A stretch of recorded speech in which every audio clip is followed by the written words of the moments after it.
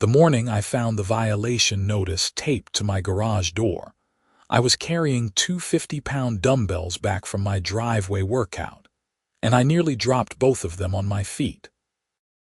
I'm Ethan Novick, and I had been living in the Meadowbrook community in Scottsdale, Arizona, for 3 years without any issues. I ran a successful personal training business from my home, meeting clients at various gyms around the city, but I kept my own equipment at my house for my personal workouts. The HOA had never said a word about it before, probably because half the board members were actually my clients. That morning in late March changed everything. The notice was printed on official HOA letterhead, complete with the pretentious eagle logo that someone probably spent way too much money designing. Violation notice. Unapproved exterior storage of commercial equipment visible from street. Section 7.3 of HOA bylaws prohibits business-related items from being stored in areas visible to the community. You have 72 hours to remove all items or face daily fines of $100. I stared at the paper, reading it 3 times to make sure I understood correctly. My garage door had been open while I did my morning workout, like it was every Tuesday and Thursday. I had a bench press setup, some dumbbells, a few kettlebells, and a squat rack. Nothing insane, nothing that screamed commercial gym. Just equipment that any fitness enthusiast might own. The signature at the bottom made my blood run cold. Patricia Hendricks, HOA president. Patricia was one of my clients, or she had been until about 2 months ago when she canceled, claiming she needed to focus on other priorities. I had trained her for 8 months, helping her lose 30 pounds and gain enough strength to finally do a proper push-up. She had been thrilled with her progress, constantly posting before and after photos on Facebook and tagging me in them. Then suddenly, nothing. Radio silence. Canceled sessions. Ignored texts about rescheduling. I walked into my house and tossed the notice onto my kitchen counter, then pulled out my phone. My calendar was packed with clients and I scrolled through the names. Derek Thompson, HOA Vice President, every Monday and Wednesday at 6 a.m. Susan Carmichael, HOA Treasurer, Tuesday and Thursday evenings. Robert Martinez, Board Member, Saturday mornings. Linda Crawley, Board Member, Friday afternoons. 5 out of 7 board members were my clients. Patricia knew this. Everyone knew this. I called Derek first. He answered on the 3rd ring, sounding winded. "Ethan, hey man, I'm just finishing up my run." "What's up?" "Did you know Patricia was sending me a violation notice about my gym equipment?" The silence on the other end told me everything. "Derek." "Listen," he said finally, "it came up at the last board meeting. Patricia brought it up as a violation she had observed. We voted on it. And you voted to fine me, your trainer. It's not personal, Ethan, it's just the rules. We have to enforce them equally for everyone." I felt my jaw tighten. My garage was open during my personal workout, the same workout I've been doing for 3 years. The equipment isn't stored outside, it's in my garage, and it's not commercial equipment any more than your Peloton or Susan's home gym setup. "Look, I don't make the rules, I just follow them. You need to keep your garage door closed or move the equipment somewhere it can't be seen from the street. That's all there is to it." His tone had shifted from apologetic to defensive. "Fine," I said, keeping my voice level. "I'll handle it. See you Monday at 6. Another pause. "Actually, I think I'm going to take a break from training for a while. Patricia made some good points about our budgets, and the sessions are pretty expensive." The pieces started clicking together in my mind. "Did she tell all of you to drop me?" "Nobody told me anything. I'm making my own financial decisions. I've got to go, Ethan. We'll talk later." He hung up before I could respond. I sat down at my kitchen table and pulled up my client list on my laptop. 17 active clients total, 5 were board members. Another 6 lived in Meadowbrook. That was 11 clients who might be caught up in whatever Patricia was orchestrating. My phone buzzed with a text from Susan Carmichael. "Hi, Ethan. I need to cancel our sessions going forward. Thank you for everything, but I can't continue at this time." Then another from Linda Crawley. "Ethan, I'm going to pause training for the foreseeable future. Best of luck with everything." I watched my phone like it was a ticking time bomb. Sure enough, over the next hour, I received cancellation messages from Robert Martinez and 2 other Meadowbrook residents, Jennifer Walsh and Tom Brennan. 6 clients gone in one morning. That was roughly 40% of my business income, vanished because of a petty HOA president with an apparent vendetta. I needed to understand what I was dealing with, so I pulled up the HOA bylaws on their website. Section 7.3 did exist, but the language was vague. Homeowners shall not store, display, or maintain commercial equipment, vehicles, or business-related materials in areas visible from community streets or common areas. The key word was store. My equipment wasn't stored outside. It was in my garage. The door just happened to be open during my workouts. I took photos of my garage setup, making sure to document that everything was neatly organized inside the garage structure, not on the driveway or lawn.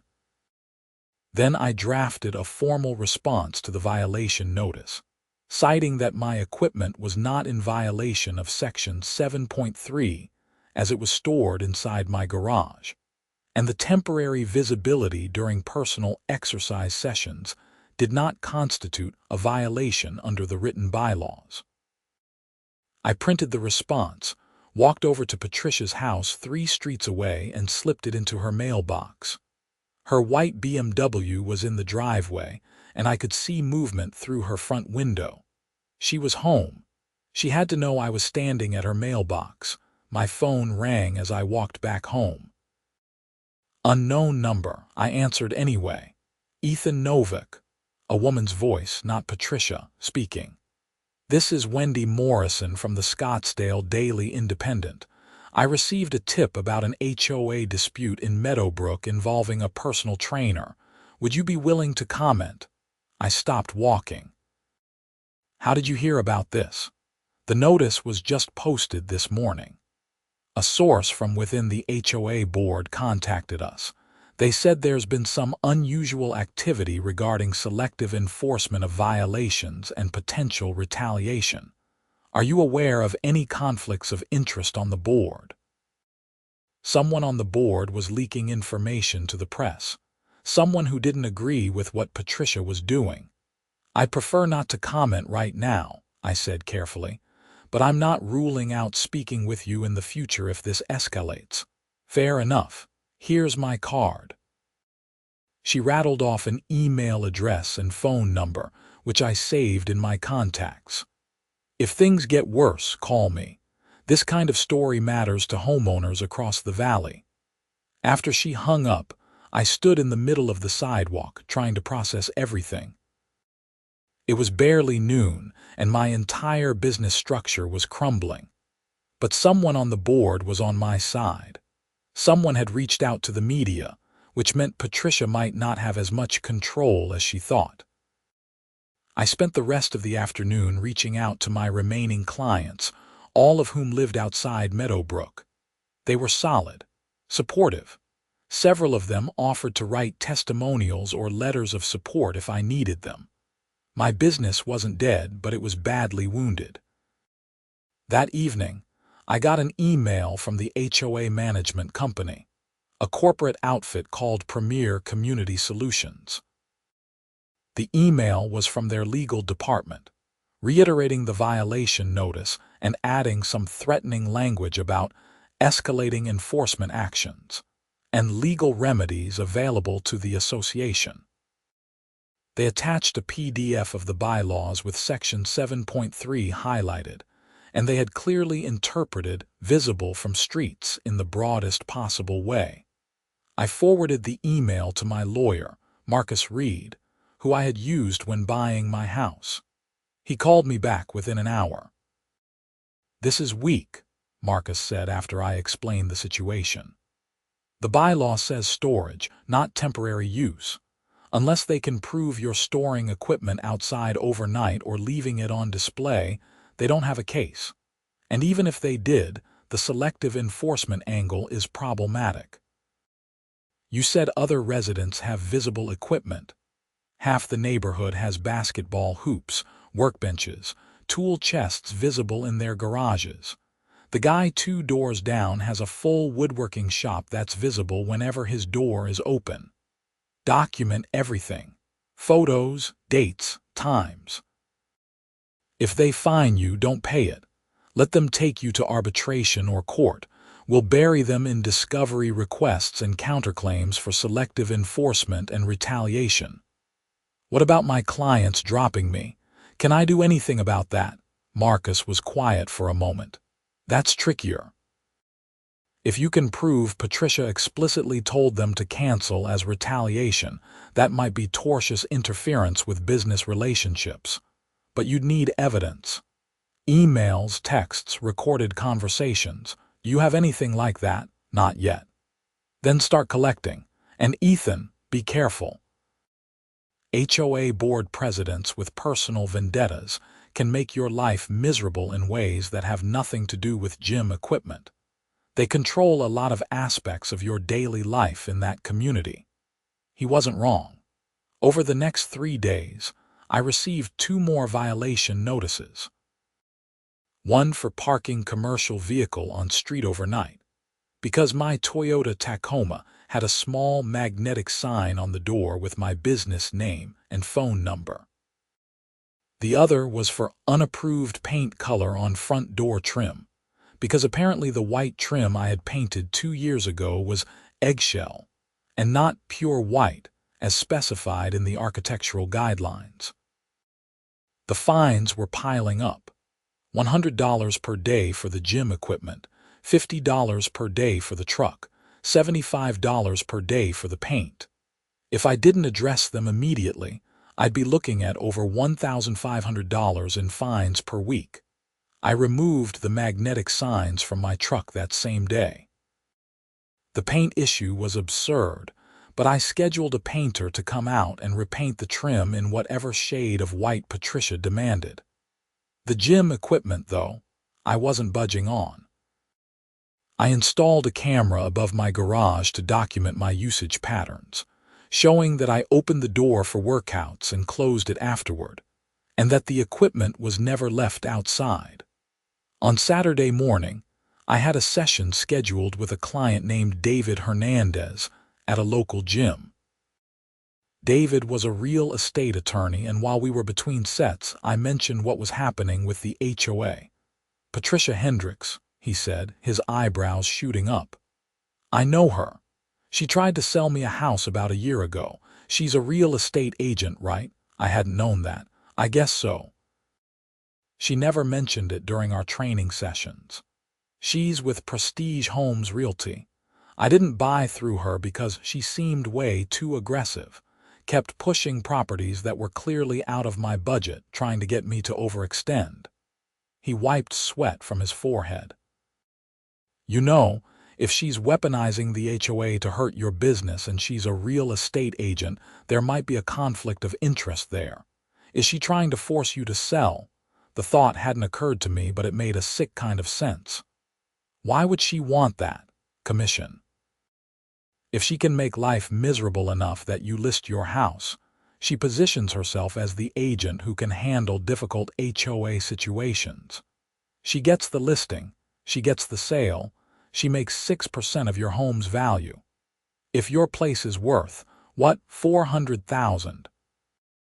That's a $24,000 commission. My stomach turned. That's completely unethical. It's also hard to prove unless she's stupid enough to put it in writing, but keep it in mind. Document everything and watch for any indication she's trying to manipulate you into selling. I finished the session with David, but my mind was racing. When I got home, I did some research on Patricia Hendricks. Her real estate profile was easy to find. Prestige Homes Realty, licensed agent since 2019, specializing in neighborhood navigation and community solutions. Her bio touted her position as HOA president as proof of her deep community connections. I took screenshots of everything. Monday morning arrived, and Derek Thompson didn't show up for his 6 a.m. session. I waited 15 minutes, then texted him. No response.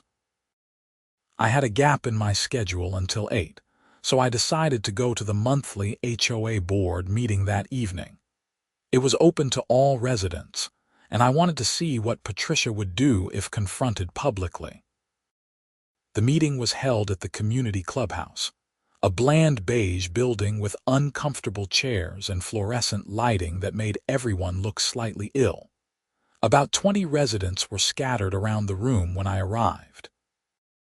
Patricia sat at the head table with the other board members, shuffling papers and looking very official. She saw me the moment I walked in. Her expression hardened.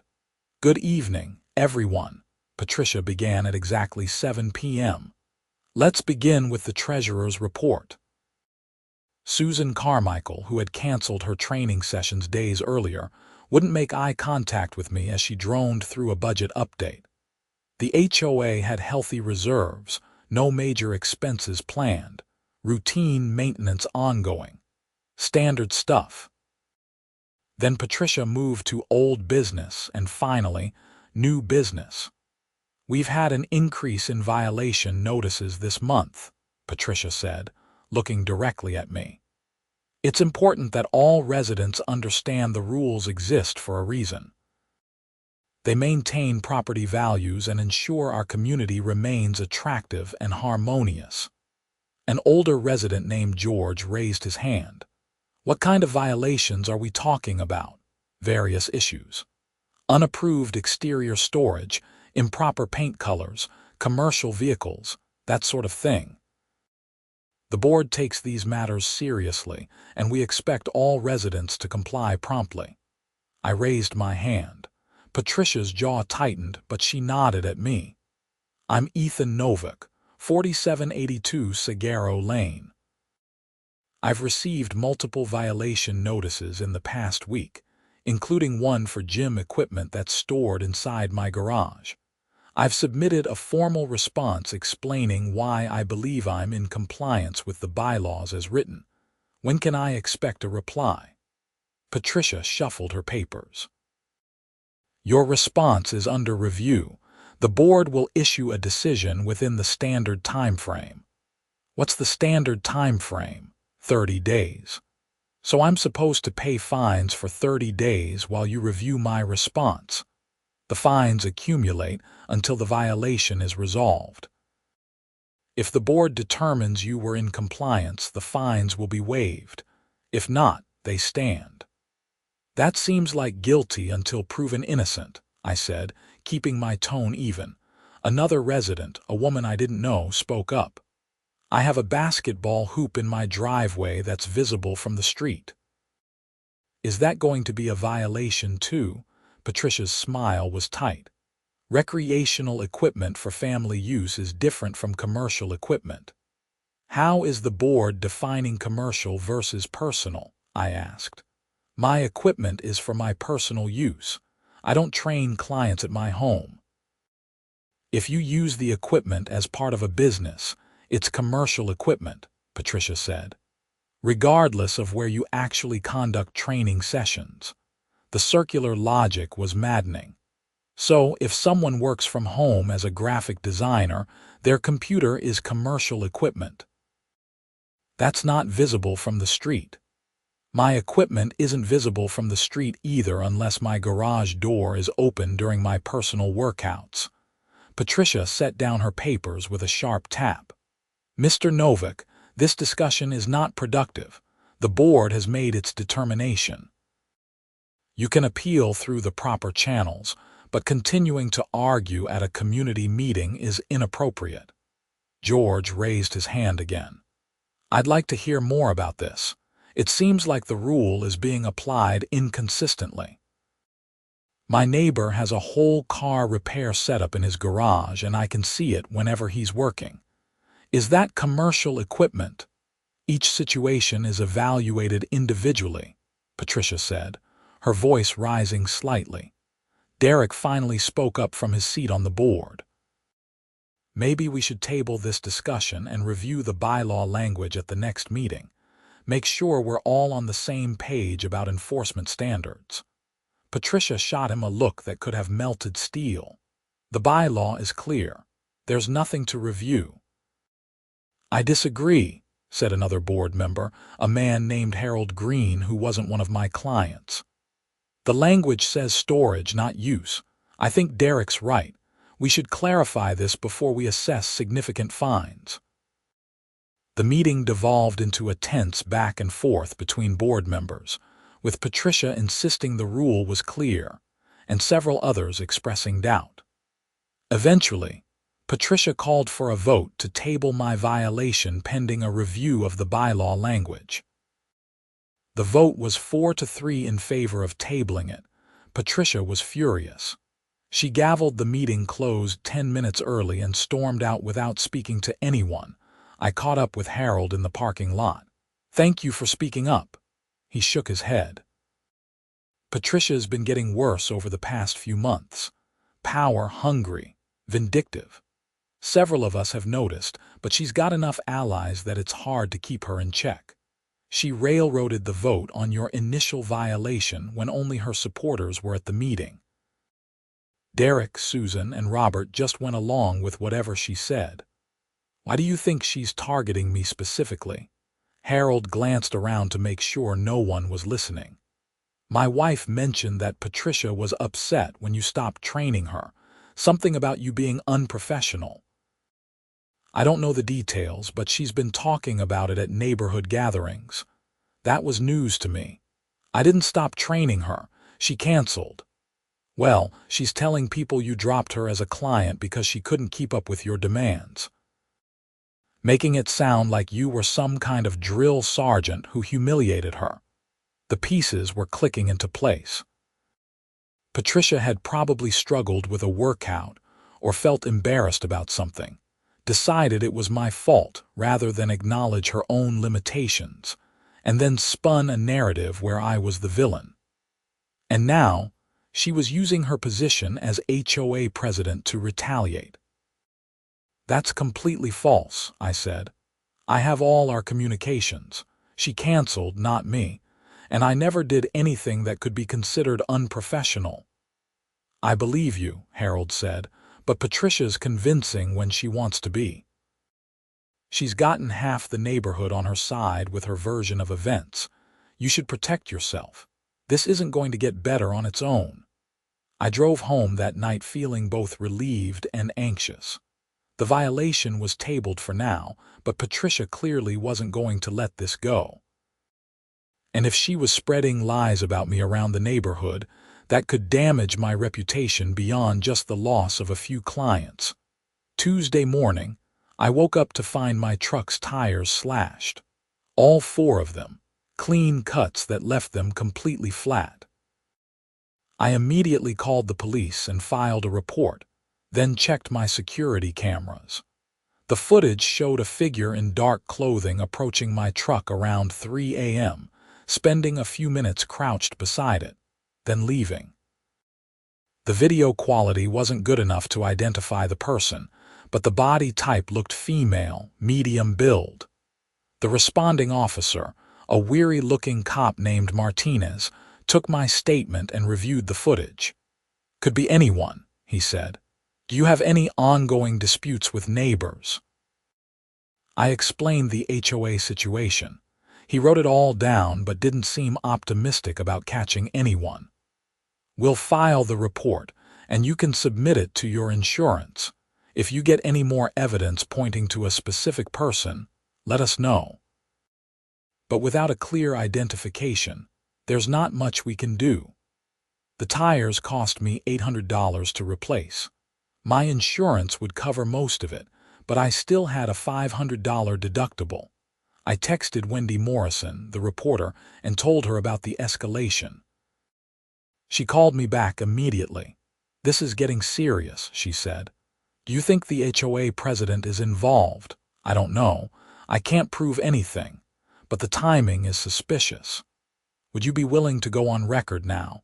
I think there's a real story here about HOA abuse and retaliation." I hesitated. Going public could make things worse, but staying silent clearly wasn't working. "Let me think about it. Can I get back to you in a day or two?" "Of course.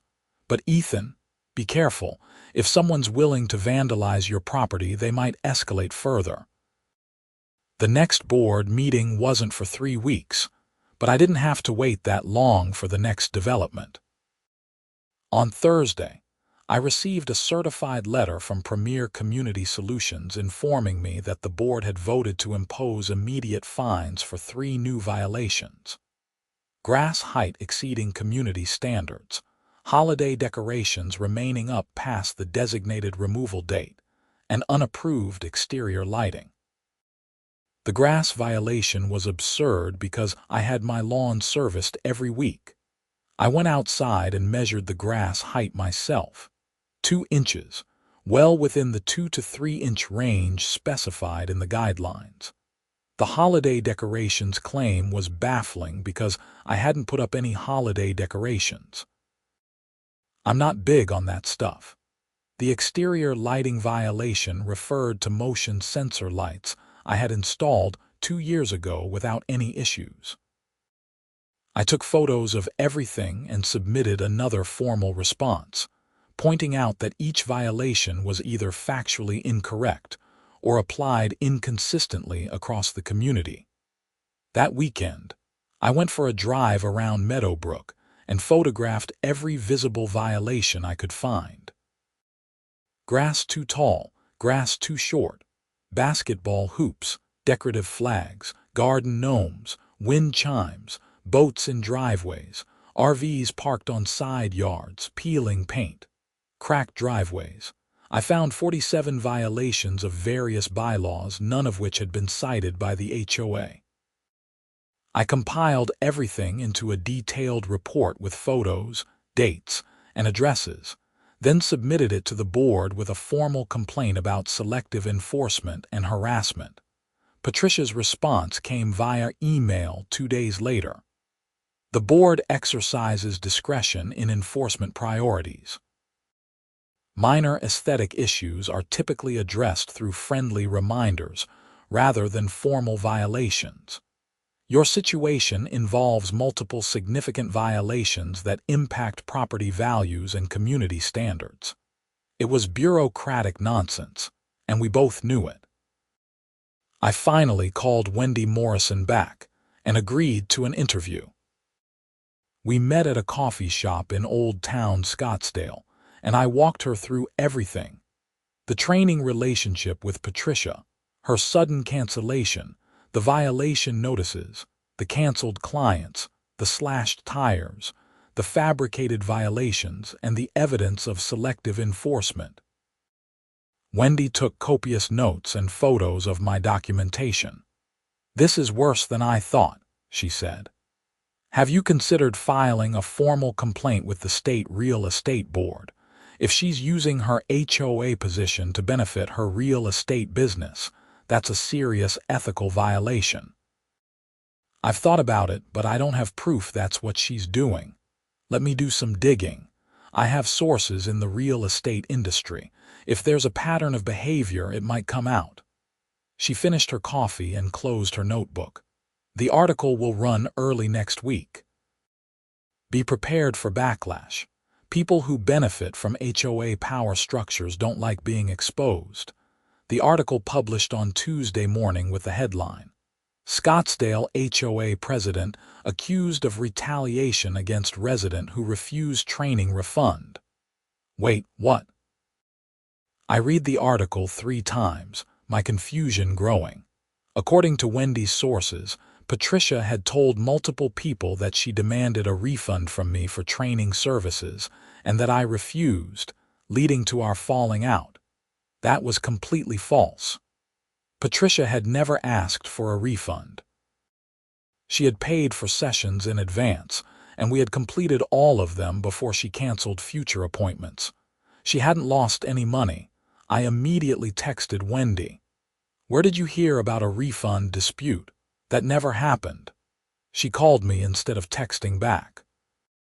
I got it from two separate sources close to Patricia. They both told me the same story. "Are you saying it's not true? It's completely fabricated. I have payment records showing she paid for 8 sessions and received all 8. When she canceled, there was no money owed in either direction." Wendy swore under her breath. "She's building a narrative, trying to make herself look like the victim. Can you send me those payment records?" I sent her screenshots of my billing software showing every session with Patricia. Dates, times, payments received, services rendered. Everything balanced to zero. Wendy published a follow-up article the next day with the corrected information and a scathing paragraph about Patricia's false claims. The comments section on the newspaper's website exploded with people sharing their own HOA horror stories. By Friday, my phone was ringing constantly. 3 local TV stations wanted interviews. A lawyer specializing in HOA disputes called to offer his services pro bono because he loved the publicity. A documentary filmmaker reached out about a project on HOA abuse. It was overwhelming. But the attention had an effect. On Saturday morning, I received a formal letter from Premier Community Solutions stating that all pending violations against my property had been administratively closed pending further review. The fines were suspended. I also received a text from Derek. "We need to talk. Coffee tomorrow." We met Sunday morning at the same place I'd met with Wendy. Derek looked tired, older than he had just a few weeks ago. "Patricia's done," he said without preamble. Harold and 2 other board members are calling for a vote of no confidence. After the news coverage, the management company is furious. They're threatening to drop Meadowbrook as a client if we don't get our act together. What does a vote of no confidence do? If it passes, she's removed as president. The board elects a new president from the remaining members. She'd still be on the board technically, but she'd have no power. "And you think it will pass?" Derek nodded. "Harold has 4 votes lined up, including mine. That's more than enough." The vote is scheduled for the emergency board meeting on Tuesday night.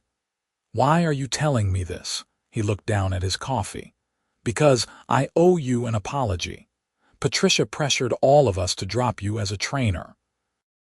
She said you were unprofessional, that you fat-shamed her, that you were running an illegal business out of your home. None of us bothered to verify what she was saying. We just went along with it because it was easier than confronting her. I never fat-shamed anyone. That's completely against everything I believe in as a trainer. I know that now. I should have known it then. I've trained with you for 2 years, and you've never been anything but supportive and professional. I let Patricia manipulate me because she's persuasive and I didn't want the conflict." He finally looked up at me. "I'm sorry. For what it's worth, I'd like to continue training if you'll have me back." Part of me wanted to tell him to go to hell. He'd abandoned me when things got tough, cost me income and reputation, all because he couldn't stand up to a bully. But another part of me understood that not everyone is built for confrontation. Derek wasn't a bad person. He was just weak. "Let me think about it," I said.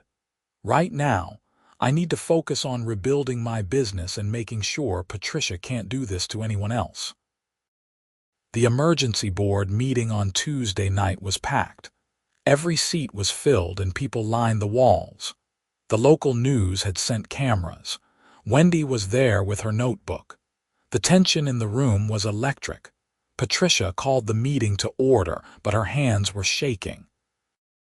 "This meeting is to address concerns raised about board governance and enforcement practices. I want to state for the record that all actions taken by this board have been in accordance with our bylaws and in the best interests of the community. Harold didn't wait for recognition. I move for a vote of no confidence in Patricia Hendricks as board president. That's out of order, Patricia snapped. It's completely in order according to our governing documents, Harold shot back. Section 12, subsection 4. Any board member may call for a vote of no confidence with a second from another board member. Such a vote requires a simple majority to pass. Derek raised his hand. I second the motion. Patricia's face went white, then red. This is a coup. You're all overreacting to some bad press from a disgruntled resident who violated our community standards. The motion is on the floor, Harold said. I call for an immediate vote. All in favor. 4 hands went up. Harold, Derek, Susan, and Robert. The 3 other board members, Patricia's allies, kept their hands down. The motion passes 4-3, Harold announced. Patricia Hendricks is removed as board president. I nominate myself for the position. I second, Derek said. The vote was identical. Harold was the new HOA president. Patricia stood up, her chair scraping loudly against the floor. You're all making a huge mistake. This community will fall apart without strong leadership. I'll be filing complaints with the management company and pursuing legal action for defamation. You're welcome to pursue whatever legal remedies you believe are appropriate, Harold said calmly. But as of this moment, you no longer have authority to act on behalf of this board. Please sit down so we can continue with community business. Patricia grabbed her bag and walked out. 2 of her supporters followed her. The room erupted in applause.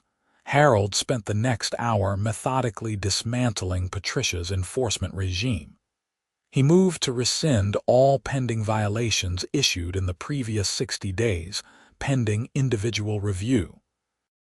He proposed a new enforcement policy that required violations to be verified by at least 2 board members before notices were issued.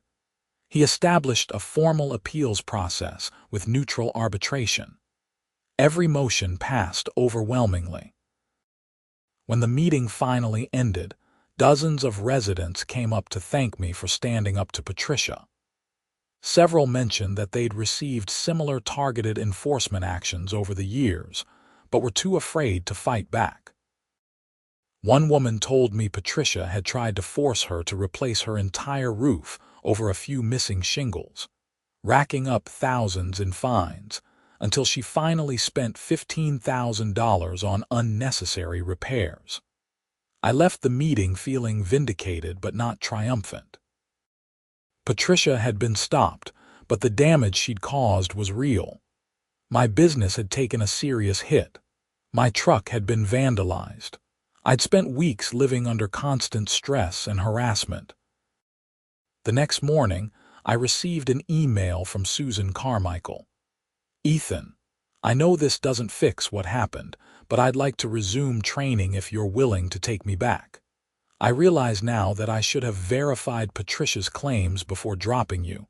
I'm truly sorry.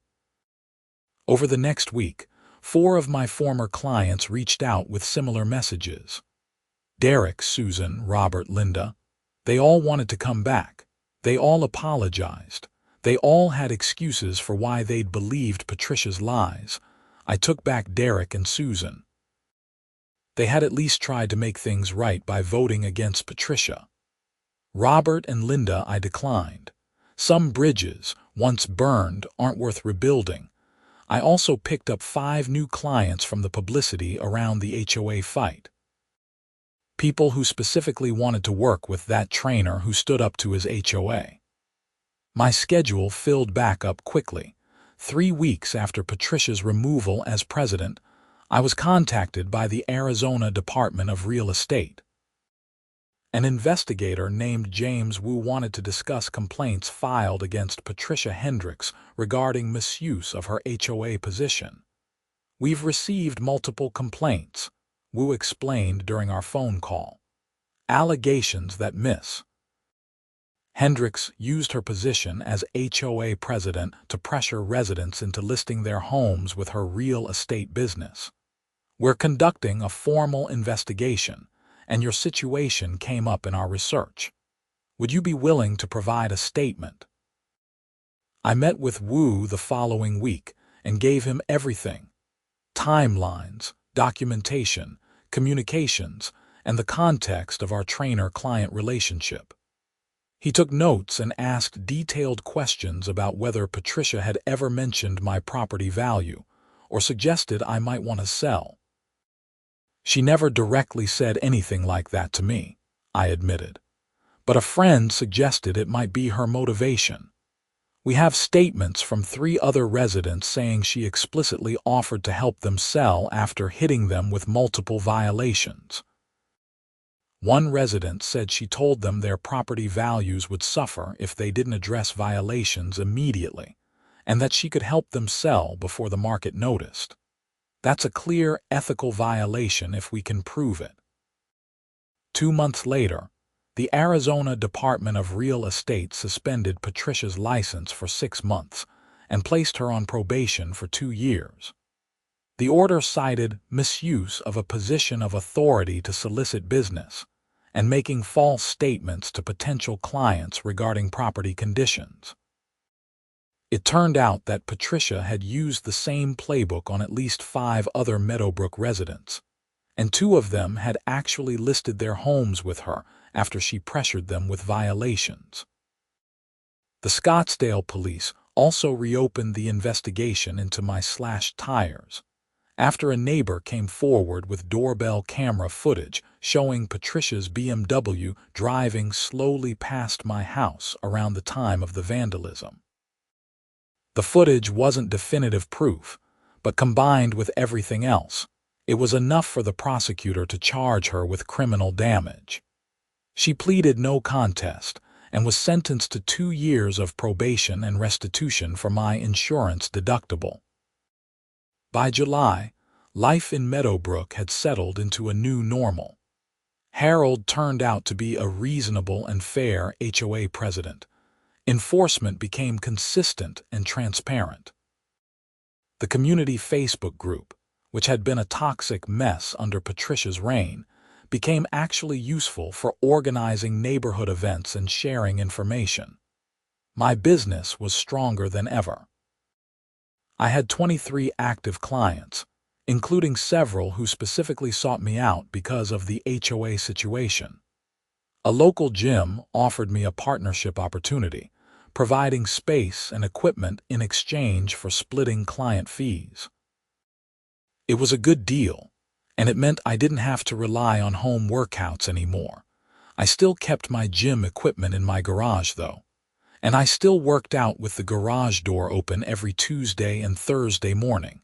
Nobody said a word about it. Patricia resigned from the HOA board entirely in August. Her resignation letter was brief and professional, claiming she needed to focus on personal matters and professional development. Rumor had it she was trying to rebuild her real estate career, but her reputation in Scottsdale was shot. Most of her former clients had left scathing reviews online, and the news coverage had made her name synonymous with HOA abuse. I ran into her once at a grocery store in September. We made eye contact across the produce section. She looked away immediately and hurried out of the store. I felt a strange mix of pity and satisfaction. She destroyed her own career and reputation over a petty grudge, and for what? Because she couldn't handle the discomfort of a challenging workout. Because she needed someone to blame for her own insecurities. In October, Derek hit a personal record on his deadlift, 315 pounds. We'd been working toward that goal for almost 3 years. He was ecstatic, and honestly, so was I. Training isn't just about the physical transformation. It's about helping people become stronger versions of themselves, mentally and physically. "I should have stuck by you," Derek said after we finished the session.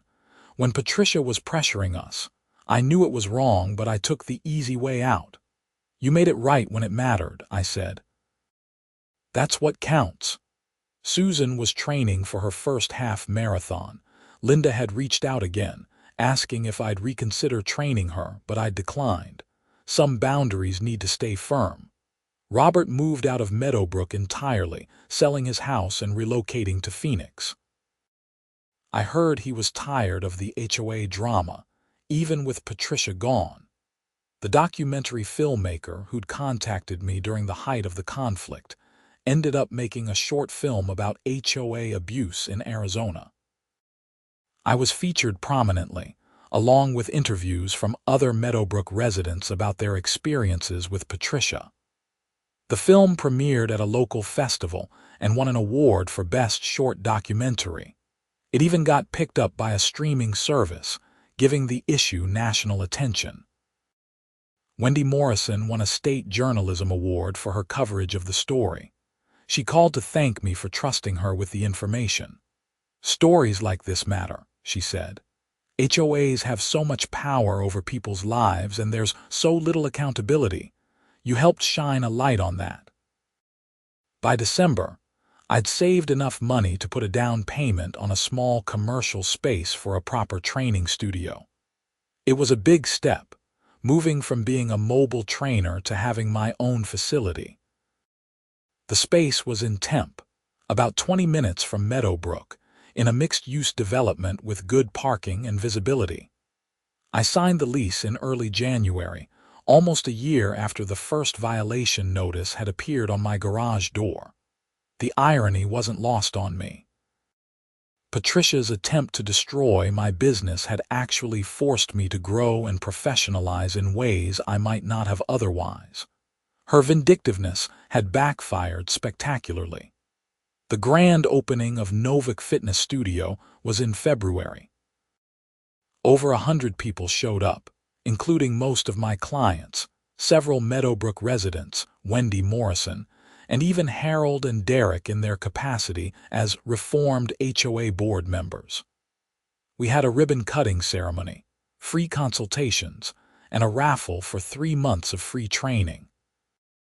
Derek gave a short speech about the importance of supporting local businesses and standing up to bullies, which got a round of applause.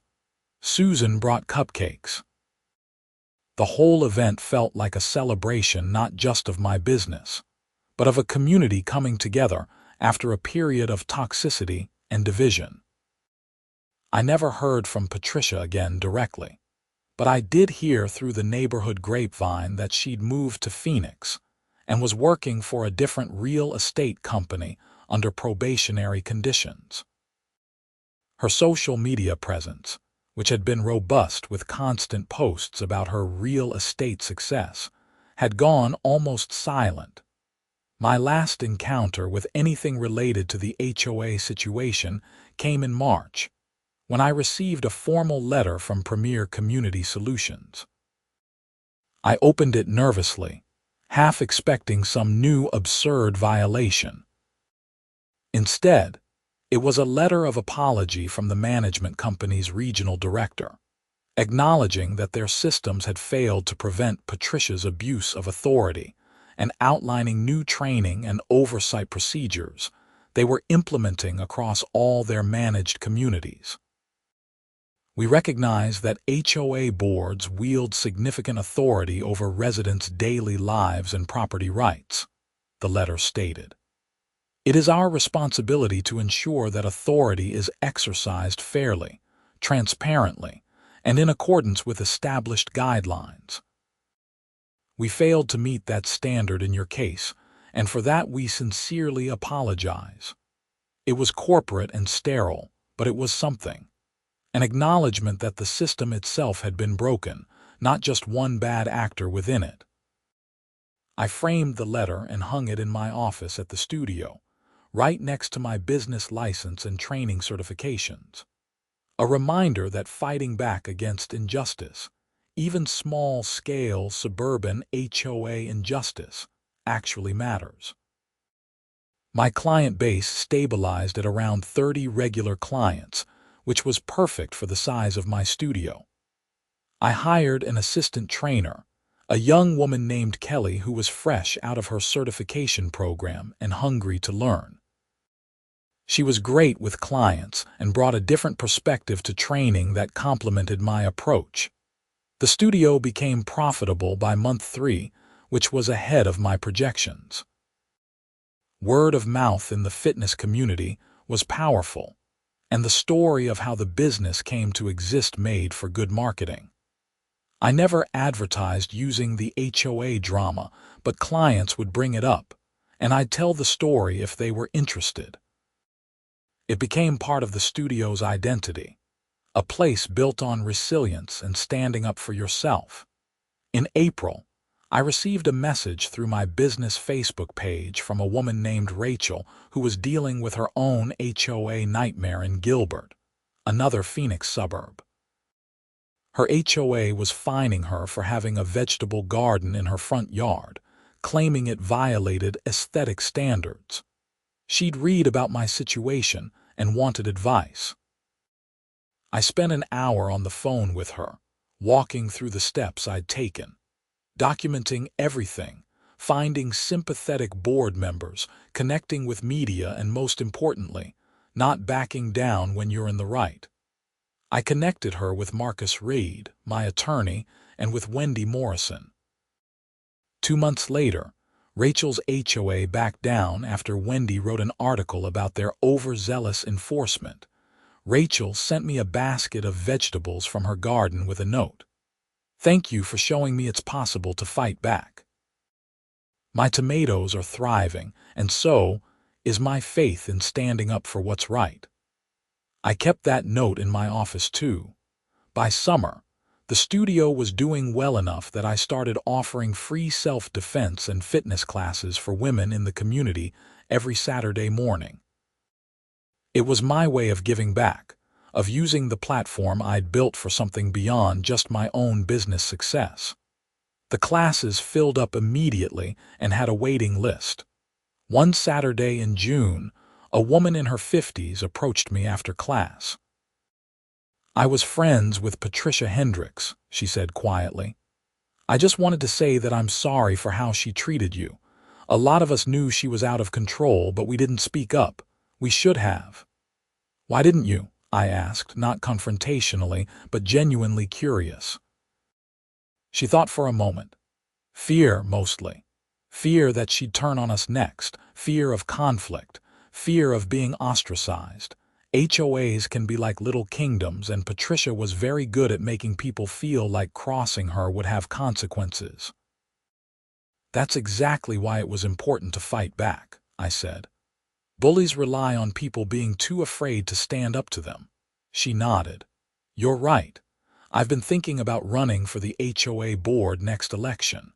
Harold's doing a good job, but we need more people willing to provide oversight.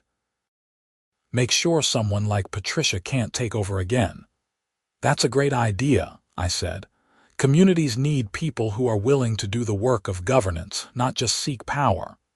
She ended up running and winning a board seat. She told me later that my situation had been a wake-up call for a lot of residents about the importance of paying attention to HOA politics. In August, exactly 18 months after the first violation notice, I paid off all my startup costs for the studio. I was officially profitable and debt-free in my business. I took my team and my core clients out for a celebration dinner at a nice steakhouse in Scottsdale. Derek raised a toast to Ethan for teaching us that sometimes the best workout is standing up for yourself when the weight feels too heavy to lift. Everyone laughed and clinked glasses. Susan added, "And for teaching us that having a strong core means having principles you won't compromise." More laughter, more toasts. It felt good to be surrounded by people who supported me, who had seen me at my lowest point and stuck around. Later that night, driving home through the warm Arizona evening, I thought about how differently things could have gone. If I'd backed down immediately, removed my equipment, paid the fines, and accepted Patricia's version of reality, I'd have been poorer financially and spiritually. my business would have stayed small. Patricia would have continued abusing her power unchecked. Instead, by refusing to be bullied, I'd built something real. A thriving business, a stronger community, and a network of people who understood that fairness and accountability matter, even in the mundane world of homeowner associations. I drove past my old house in Meadowbrook on the way home just to see it. The neighborhood looked quiet and peaceful in the twilight, sprinklers hissing on lawns, kids riding bikes, dogs barking, normal suburban life. My gym equipment was still visible through my garage window, right where it had always been. Nobody cared anymore. The new board had revised the bylaws to clarify that personal fitness equipment stored in garages didn't constitute a violation, regardless of visibility during use. Common sense had prevailed. I didn't live there anymore, though. I'd moved to a small house in Tempe, closer to the studio, with no HOA at all, just city ordinances and reasonable neighbors. The freedom felt incredible. The Meadowbrook house had sold in July to a young couple expecting their first child. I'd used a different real estate agent, obviously. The sale was smooth and uneventful, exactly what a home sale should be. At a stoplight, I pulled up my business banking app on my phone. The numbers were solid. Revenue up 30% from the previous quarter, expenses under control, profit margin healthy.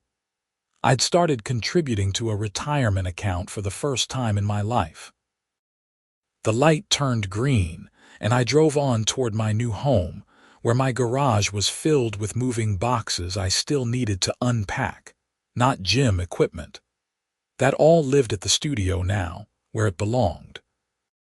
My phone buzzed with a text from a number I didn't recognize. "Hi, Ethan, my name is Tom Patterson. I'm dealing with an HOA issue in Chandler and heard about your situation. Would you be willing to talk? I could really use some advice." I pulled over and typed back, "Happy to help. Call me tomorrow at 9. If there was one lasting lesson from the entire Patricia saga, it was that HOA abuse thrives in silence and isolation. When people share their stories and support each other, the bullies lose their power. I wasn't going to stay silent, and I was going to help others find their voices too. Over the next few months, I became an informal resource for people dealing with HOA disputes across the Phoenix metro area. I wasn't a lawyer or an expert, but I'd been through it and knew the tactics, the pressure points, and the importance of documentation and community support. Some cases were resolved quickly with a few strategic moves. Others dragged on for months. A few people decided the fight wasn't worth it and moved or backed down. I didn't judge those choices. Not everyone has the energy or resources for a prolonged battle, but the ones who did fight back often won, or at least forced their HOAs to be more reasonable. And each victory made the next one easier, building a network of residents who understood their rights and weren't afraid to assert them. By the end of the year, Novak Fitness Studio had been featured in Phoenix magazine as one of the best new fitness studios in the valley. The article mentioned my background and the HOA situation, framing it as an inspirational story of turning adversity into opportunity. Kelly, my assistant trainer, had developed her own client base and was talking about maybe opening her own studio eventually. I encouraged her. There was room for good trainers in the market, and competition made everyone better. In December, I got a holiday card from Harold. Inside, he'd written, "Thank you for forcing us to be better. Meadowbrook is a healthier community because you refuse to be pushed around. Wishing you continued success." I appreciated the sentiment, though I'd note that I didn't force anyone to be better. They chose to be better when confronted with undeniable evidence of wrongdoing. That's an important distinction. Change has to come from within, even if external pressure creates the conditions for it. Christmas came and went. New Year's arrived. I spent New Year's Eve at the studio, hosting a midnight workout for clients who wanted to start the year with endorphins instead of hangovers. 20 people showed up, and we did a brutal circuit training session that left everyone sweaty and laughing and ready for whatever the new year brought. As I locked up the studio that night, or technically that morning since it was after midnight, I stood in the parking lot and looked up at the clear Arizona sky. The air was cold for Phoenix, maybe 50 degrees, stars everywhere. I thought about where I'd been a year ago, stressed, harassed, watching my business crumble because of one person's petty vendetta. And where I was now, thriving business, great clients, a sense of purpose beyond just paying bills. Patricia's attempt to destroy me had actually forced me to level up in every way. She'd inadvertently given me the push I needed to stop playing small and build something real. I didn't forgive her exactly. What she did was wrong, and the consequences she faced were appropriate. But I'd stopped being angry. Anger is exhausting and unproductive. I transformed it into action, and the action had paid off. My phone buzzed one last time that night. A message from Derek. "Happy New Year, man. Grateful for everything you've taught me in the gym and out of it." I smiled and pocketed my phone. That was the real victory, right there. Not the money or the media coverage or even Patricia's downfall. The real victory was in the relationships built, the trust earned, and the knowledge that standing up for yourself inspires others to do the same. I drove home through empty streets, past darkened houses and the occasional burst of fireworks. The city was quiet, resting before the chaos of a new year. My new house was small but comfortable. No HOA. Just me and my neighbors and our shared commitment to leaving each other alone unless asked for help. It was perfect. I went inside, poured myself a glass of water and sat on my couch. My dog, a rescue I'd adopted in September, curled up next to me. His name was Max, and he was the best decision I'd made all year. As I sat there in the quiet of early morning, I thought about everything that had happened since that violation notice appeared on my garage door. The fear, the anger, the determination, the small victories, the major turning points, and finally, the success. If you'd asked me back in March of last year whether I'd want to go through all of that again, I'd have said absolutely not. It was stressful and expensive and consumed months of my life. But if you asked me whether I regretted how I handled it, whether I wished I'd just backed down and avoided the fight, not for a second. Some battles choose you. You don't get to decide whether they happen. You only get to decide how you respond. And I'd responded by refusing to be bullied, by documenting everything, by finding allies, by going public when necessary, and by never losing sight of what was right versus what was easy. The gym equipment that started everything was still in use at my studio. The squat rack, the bench press, the dumbbells, the kettlebells. They'd been with me through the hardest period of my professional life, and they were still here for the best period. I finished my water and headed to bed. Max followed, jumping up and claiming his spot at the foot of the mattress. Tomorrow would bring more clients, more training sessions, more opportunities to help people become stronger. But tonight, I was content. The fight was over. I'd won. Not just against Patricia or the HOA, but against the voice in my head that had whispered I should just give up and accept defeat. That voice was silent now, replaced by confidence earned through adversity. As I drifted off to sleep, my last thought was simple and satisfying. I'd built something good out of something bad, and nobody could take that away from me. The story didn't end with Patricia's downfall or the studio's success.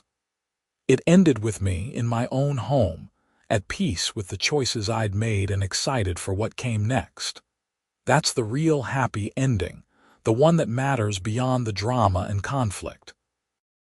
I'd started as a personal trainer being harassed by his HOA. I'd ended as a business owner, a community advocate, and someone who'd learned that standing up for yourself isn't just about winning the immediate fight. It's about becoming the person who won't back down when things get hard.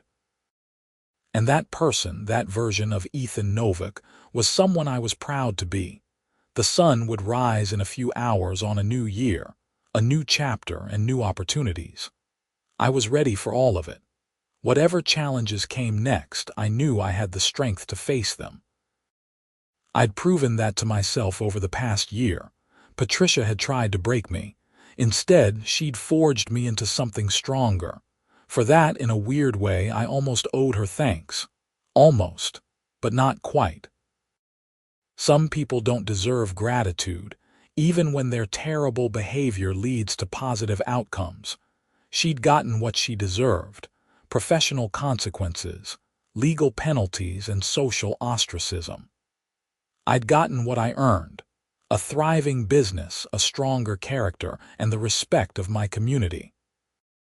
In the end, justice had prevailed. Not quickly, not easily, but completely. And that was enough.